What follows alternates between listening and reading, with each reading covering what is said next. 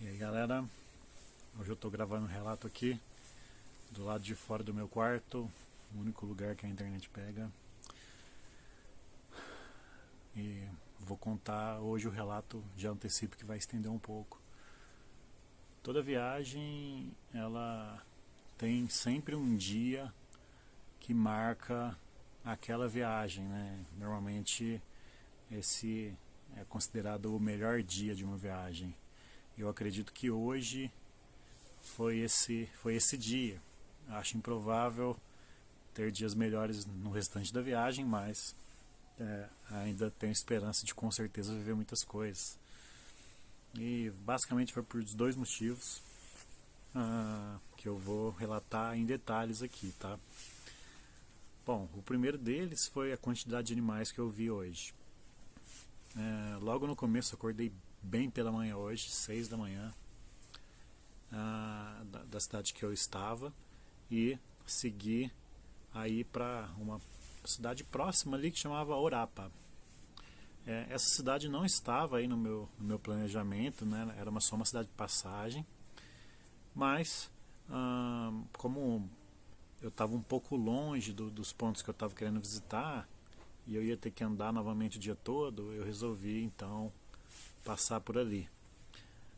E aí é uma cidade que fica às margens de uma mina de diamante. Botsuana tem muitas minas de diamantes e essa cidade é uma delas, onde tem uma mina bem grande do lado. E para entrar na cidade você já precisa passar por uma barreira e ali você precisa apresentar documentação, dizer por que você está entrando na cidade e tudo mais, por questões de segurança. E chegando lá nessa barreira, né, eu vi no mapa que ali próximo tinha um Game Reserve. E aí minha intenção era ir lá para ver a possibilidade de eu entrar e fazer o Self Safari, que é um safari no meu próprio veículo. Sabia que as possibilidades eram mínimas, porque todos os lugares que eu havia lido precisavam de carro 4x4 e guia. Mas não custava nada tentar e eu fui até lá na barreira da cidade. E chegando lá, umas coisas que acontecem, né? Que eu escolhi um cara determinado ali da barreira, né? Pra conversar e ele já me perguntou, né? E eu falei que pretendia visitar o Game Reserve. E aí ele me falou quem que era meu guia, né? E eu falei, cara, não tem ainda, mas vou procurar aí na cidade. Ele falou, não, na cidade não tem e tal. Mas deixa eu te levar lá para falar com o gerente, né? E aí eu fui até dentro de um prédio e fui recebido por esse gerente, uma pessoa também bastante solista e agradável. Falei minhas intenções, que eu era fotógrafo, né, por hobby e queria fotografar alguns animais, e só que eu não tinha procurado guia e estava com um carro normal, né.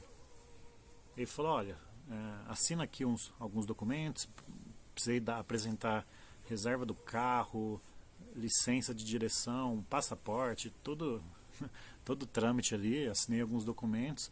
Ele falou, vai até o museu e lá você pergunta, o museu da cidade. E aí eu segui para o museu. Logo já, uns 500 metros aí após essa barreira, estava dirigindo o carro e aí olhando na detalhe da pista assim, eu vi um animal. Estava bem próximo da pista, coisa de 10 metros da pista. E eu já tinha passado por outros casos atrás que os caras colocavam uma estátua. Tinha visto estátua de girafa, estátua de onça, de leopardo e tal.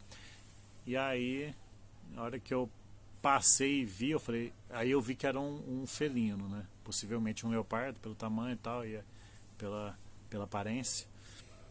E aí, putz, os caras colocaram uma estátua nesse lugar e de repente eram dois, era um filhote e provavelmente a mãe, a fêmea, e de repente o filhote deu uma andada, e aí eu já parei o carro imediatamente. Por sorte eu tinha trocado minha lente, eu tava com uma 10-20 na câmera, e eu tinha acabado de colocar a minha 150-600 para fotografar uns pássaros assim uns pássaros lá atrás na barreira, sendo que eu nem consegui fotografar inclusive, mas deixei a lente. E aí foi o tempo de eu pegar a câmera. Infelizmente o filhote correu para dentro do mato, só que a mãe ficou ali e ficou brava. A hora que eu parei o carro, ela já começou a vir em minha direção e já fazer alguns barulhos ali simulando um ataque, né? E eu estava dentro do carro mesmo, já só comecei a dar os cliques ali. E ali já fiquei impressionado assim com o animal. Passavam carros e mesmo assim ele defendendo ali a sua cria, o seu território. Tirei algumas fotos ali e já fiquei abismado, assim, eu não me conformava que eu tinha visto um leopardo assim na beira da pista. Bom, mas beleza, segui pro hotel, pro museu, e chegando lá, também fui bem recebido, assim, eu acredito que no geral os botsuanos assim são pessoas realmente bem receptivas. E ali e tal, precisei pagar uma pequena taxa, 150 pulas aí, que dá R$ 70, R$ 60. E, e aí eu tive autorização então para ir para o Game Reserve. Ainda perguntei ali se meu carro passaria, né? E uma pessoa disse que não, e aí outra pessoa, não, pode ir que é tranquilo. Me indicou direção e eu fui. Antes disso eu ainda passei num lugar, uma conveniência de um posto, parecia que eu estava nos anos 60 por conta do ambiente ali. E ali eu tomei um café da manhã americano, bem reforçado, e segui. Então aí para seguir nas coordenadas na direção do Game Reserve, que é próximo do aeroporto da cidade. Chegando lá, o cara da recepção me pediu toda a documentação, todos os comprovantes que eu tinha pegado aí, tanto do portão quanto do museu, e apresentei tudo ali. O cara simplesmente abriu o portão e eu entrei nisso aí, sozinho, né? Perguntei se havia alguém, não havia ninguém. Perguntei se era tranquilo andar de carro. Ele falou que alguns pontos eram meio complicados por conta da areia, mas que no geral dava para andar. Perguntei onde havia animais, ele me indicou um lugar. E eram várias estradas saindo da estrada principal. Logo no começo ali já havia alguns cervos e alguns outros animais aí. Comecei a tirar algumas fotos e 10 minutos, nem isso que eu estava ali dentro, um outro leopardo, esse assim, tranquilo, sentado ali na beira da estrada, bem tranquilo, tirei algumas fotos dele e segui. Bom, aí eu vi muitos rastros, né, de fezes animais assim grandes. Havia sido informado que ali havia rinocerontes, então essa era agora. Não tem leão, tá, nesse lugar, então o rinoceronte com certeza agora é meu objetivo principal. Eu segui por essa estrada por um longo tempo, e eu não havia abastecido, sendo que eu havia acabado de parar num posto. Mas falei, bom, e o carro estava chegando na reserva. Mas eu falei, vi no mapa ali, falei, vou fazer o contorno lá no final dessa estrada e volto por outro caminho que eu tinha visto.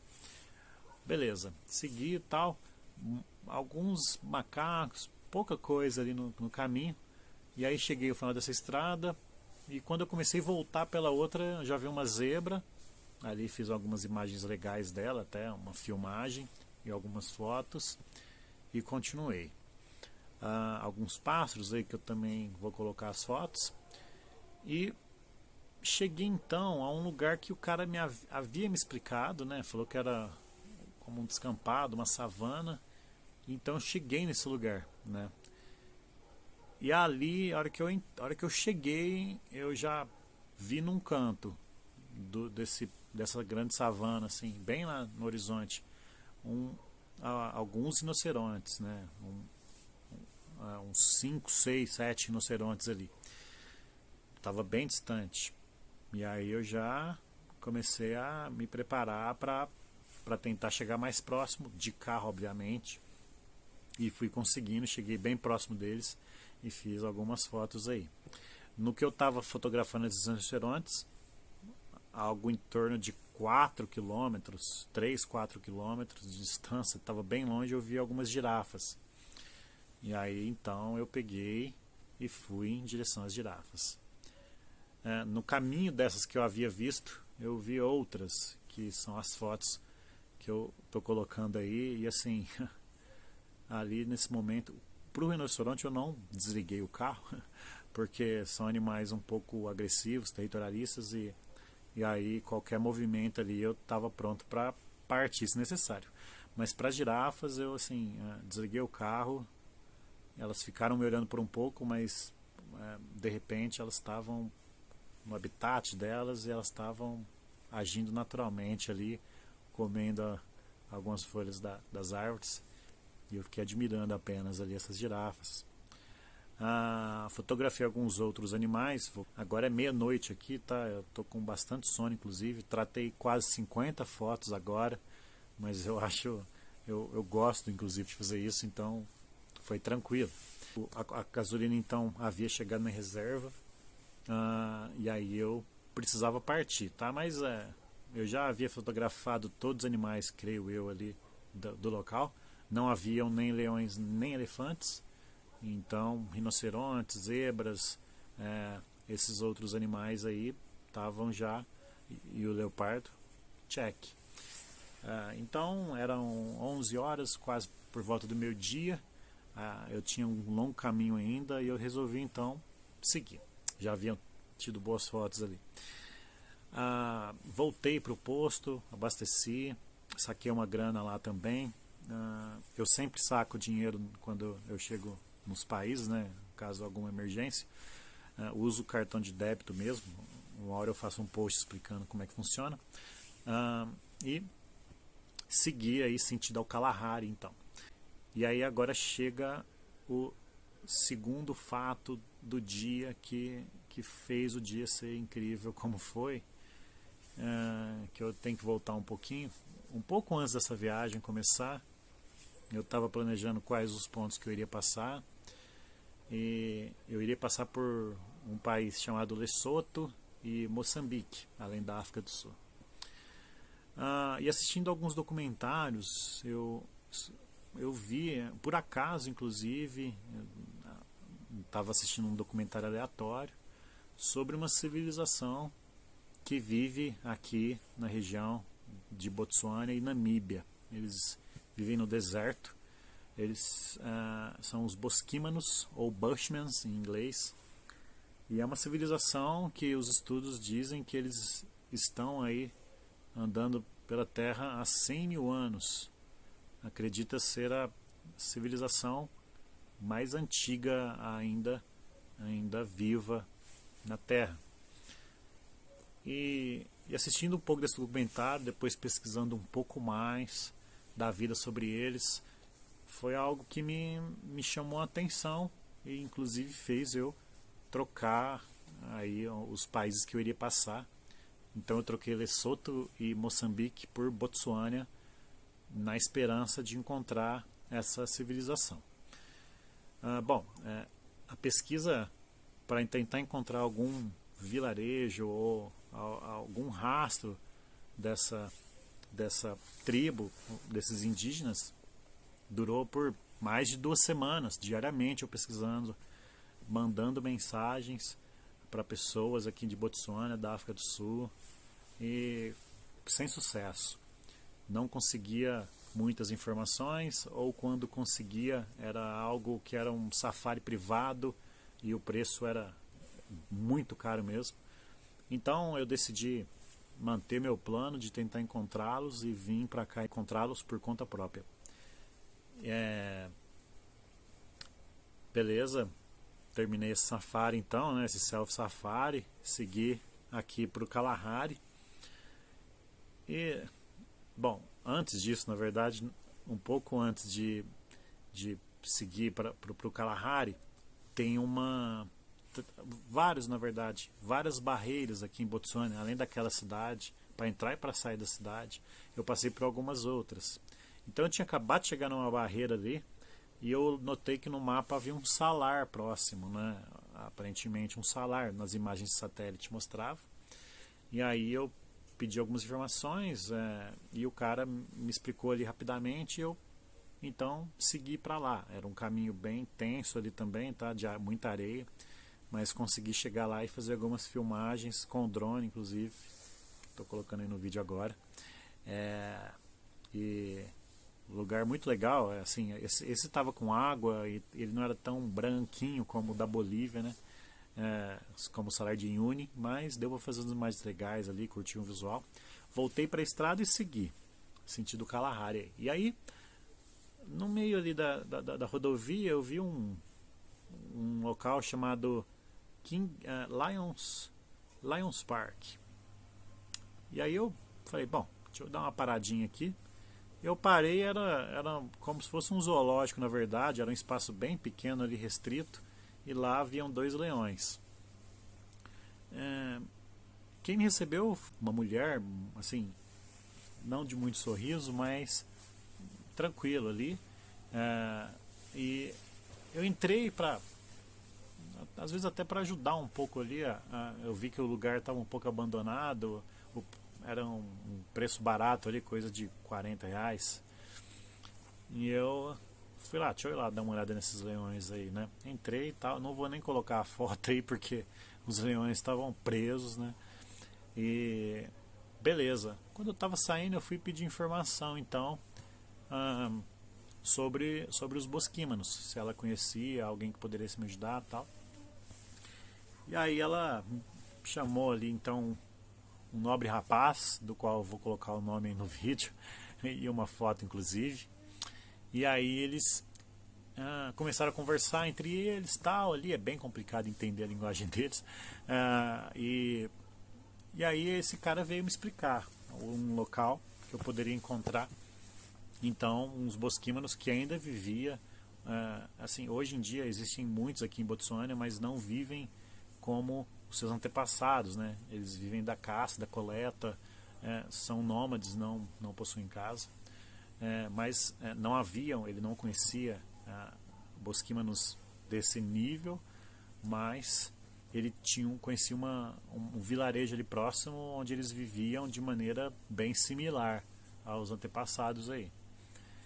E aí ele me explicou ali rapidamente, eu comecei a indagá-lo se, cara, eu chegar lá, pedir para tirar foto, você conhece alguém, como é que funciona, tal, e esse cara foi me explicando tudo mais, e ele falou que tinha alguns conhecidos dele lá. E aí eu falei, cara, você não quer ir comigo, me guiar, tal, quanto que você cobraria para fazer isso aí?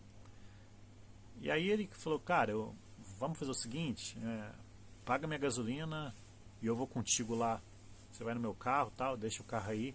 Ele tinha um carro 4x4, a estrada era um pouquinho precária, você deixa o carro aí e a gente vai junto. E aí ele chamou mais essa moça que tinha me atendido, na verdade não foi a da recepção, foi outra, e eu fui com o meu carro até um posto ali próximo, deixei o carro, entrei no carro dele e então partimos para esse vilarejo aí, estrada de terra, algo como 30 quilômetros para dentro, tá?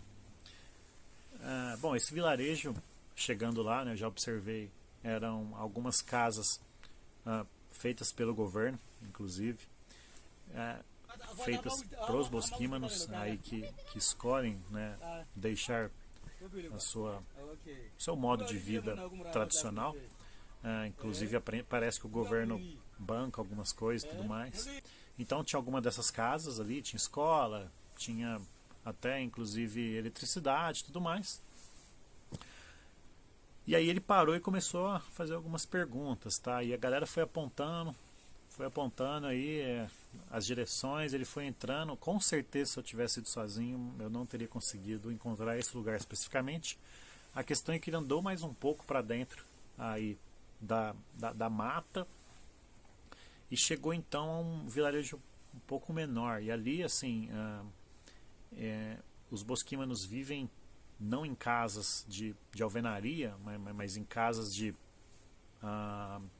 adobe, né, de pau a pique, vamos dizer assim. Usam roupas tradicionais, não as suas roupas igual como seus antepassados. Não sei se eles vivem ali, eu creio que sim, ainda vivem da caça. E aí, só que não tinha muito adultos, havia muitas crianças ali. E assim que eu cheguei lá, foi algo inexplicável, assim. Eu já visitei uma aldeia indígena ano passado no Xingu, ali próximo do Pantanal, e ali já foi uma experiência incrível. Só que ali eles falavam português, a comunicação era tranquila. Agora eu estava num lugar onde eu era praticamente um alienígena, assim. As crianças vinham, é, ficavam em volta e brincavam ali com a minha presença. Era um negócio inexplicável mesmo, assim. E aí ali eu fui tirar algumas fotos. Eles parece que já sabiam assim o formato das fotos que eu queria ali. E, infelizmente, eu não sei se foi por conta ali da emoção, não tirei muitas fotos. Eu fiquei mais interagindo, conversando ali. E prontamente, assim que eu percebi que eram cerca de 50 crianças, tá? Assim que eu percebi que eu poderia fazer algo por eles ali, eu já chamei, né, o meu guia e falei, cara, tem algum lugar aqui próximo que a gente consegue comprar alguns pirulitos, doces, tá? E tinha uma pequena mercearia na vila anterior, e eu falei, vamos lá. Eu fui lá, comprei alguns pirulitos, balas e tal, e então voltei lá. E ele tinha avisado, inclusive, que a gente ia voltar. Assim que eu voltei, as crianças já estavam numa fila organizada por tamanho. Aí, e eu comecei a distribuir um pirulito e uma bala para cada criança. Até me arrepia em falar, mas assim, é incrível como um simples ato como esse desperta a alegria dessas crianças dessa aldeia. Eu passei ali talvez 10 minutos distribuindo isso, um a um. Quando acabou essa fila das crianças, algumas mães vieram também. E depois que eu distribuí para todo mundo que estava no meu entorno ali, ainda sobrou algumas, eu joguei para cima. Essa criançada foi pegando e brincando ali e tal. Depois eu subi o drone, fiz algumas filmagens também, elas ficaram maravilhadas, né, com o drone. E eu passei ali algumas horas, talvez 2 horas, acho que não chegou nem a isso.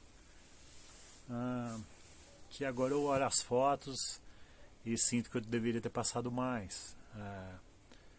É uma cultura muito distante da nossa. É um pessoal que vive, na minha visão, precariamente, né, mas creio eu que é algo cultural, mas de uma humildade sem tamanho. E era um objetivo da minha viagem, o objetivo primário da minha viagem, além de fotografar animais, era encontrar essas pessoas. E eu saí dali junto com o guia, assim, muitas, até sem palavras, né? A volta, eu fiquei vendo as fotos e só digerindo o que eu tinha vivido ali. Então, voltei, peguei o carro, contribuí ali. Infelizmente, não tem preço que pague o que ele me proporcionou, então eu contribuí com o que eu podia, né? Eu estou fazendo uma viagem low cost, eu também, se eu pudesse, teria dado muito mais. Mas foi uma boa quantia, creio eu, ali para ele também. Antes passamos num bar, ele pegou uma cerveja, paguei a cerveja ali, tomei uma coca, trocamos uma ideia e ele seguiu. E aí eu segui destino para Reykhops, é uma cidade que fica próximo de um dos portões do deserto do Kalahari. Chegando em Reykhops, é o que eu imaginava, para ir até o centro do Kalahari, somente com um veículo 4x4. E, e aí eu então decidi seguir a viagem aí, passando num canto dele, né, num canto do deserto aí, e já era pôr do sol. Fiz algumas filmagens e algumas fotografias também sensacionais. E cheguei então até uma cidade. Bom, em Reykjanes, na verdade, eu perguntei se havia ali próximo as árvores, os baobás, que eu queria fazer uma fotografia, né, uma astrofotografia das estrelas com o baobá aí, as estrelas de plano de fundo. Não tem próximo de Reykjanes, dessa cidade, mas ele me indicou uma cidade para frente, não me recordo o nome agora, não marquei aqui também, mas estou colocando aí no vídeo. E lá era a entrada de um outro parque onde havia esses baobás. Bom, segui então Porto Sol, no Kalahari. Chegando lá, já era por volta das 8 horas.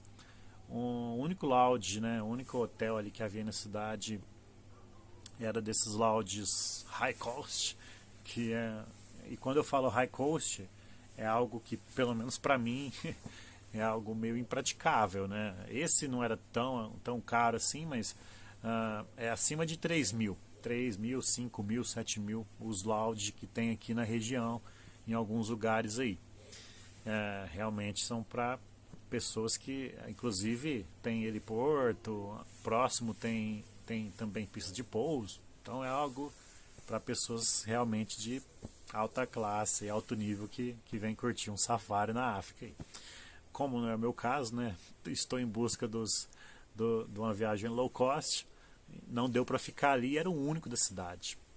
Então eu decidi seguir e ir para frente, né? Eu poderia voltar para Reykjanes, onde havia alguns lodges, alguns hotéis mais baratos ali, mas eu decidi ir para frente até Gueta, ou Geta, que é a cidade que eu estou agora. Também não consegui assim um lugar muito barato, tá? Mas é algo acessível, coisa de R$ 320. Eu costumo ficar em lugares até 100, 120, no máximo 150, tá? Mas eram já quase 10 horas da noite, a próxima cidade estava a 150 quilômetros, e aí eu preferi então gastar um pouco mais e ficar aqui. Aqui próximo tem alguns baobás, mas também somente com veículo 4x4. E amanhã eu estou indo para uma cidade, né, Kassani, e a cidade também tem alguns baobás lá, então acho que eu vou deixar para fazer essa fotografia lá amanhã. Bom, galera, meia hora de relato, eu acho que vai ser o maior relato aí da viagem, mas aqui esse realmente precisava. E eu também ainda estou com alguns objetivos aí para frente, né? Por exemplo, elefantes, tem o rinoceronte preto aí também, que é mais difícil de encontrar. Leões, que eu ainda não fotografei, mas no Kruger, na África, vai ser com certeza fácil de encontrá-los. E é isso, né? Tem alguns outros animais aí, uma listinha que depois eu vou compartilhar. E a viagem está praticamente chegando, não chegou na metade ainda. E com certeza vai ter grandes momentos ainda pela frente. Assim que possível, eu pretendo descrever mais no detalhe os locais que eu visitei, né, como os pontos, o nome das cidades, possivelmente, se possível, a posição aí geográfica, GPS deles, para quem quiser ter uma experiência dessa, inclusive compartilhar também o contato do meu guia aí, né? Ele não é guia, tá? Mas foi um guia por um dia, para caso alguém um dia vier para Botsuana e quiser ter uma experiência como eu tive, talvez ele possa ajudar. Galera, acho que é isso. Pode ser que eu tenha deixado passar algum detalhe, alguma coisa que eu conto amanhã. Para quem ainda não me segue no Instagram, @PCMochileiro, lá eu vou colocar algumas fotos, alguns vídeos a mais, tá, do que do relato. E para quem só me segue no Instagram, eu coloco também algumas fotos, alguns vídeos a mais, né, outros diferentes aqui no YouTube. Então, e normalmente eu sempre publico o vídeo primeiro, tá? Antes de pôr as fotos lá no Instagram. Então, segue nos dois aí, né? Meio clichê falar isso, mas segue nos dois aí pra ficarem atentos. E até a próxima.